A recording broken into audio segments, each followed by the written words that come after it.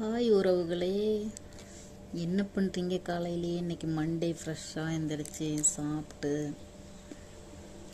வீடு க்ளீனிங்கெல்லாம் முடிச்செல்லாம் ஒர்க் போயிட்டீங்களா? ஒர்க் போகிறவங்க கண்டிப்பாக போய் தான் ஆகணும். வீட்டில் இருக்கிறவங்க வீட்டு வேலையை பார்ப்பாங்க.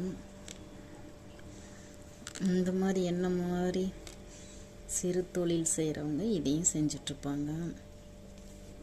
எல்லாம் என்ன பண்ணுறீங்க? அவங்கவுங்க தொழிலில் முக்கியத்துவம் கொடுத்து எல்லாம் இன்ட்ரெஸ்ட்டாக வேலை செஞ்சிட்ருப்பீங்க.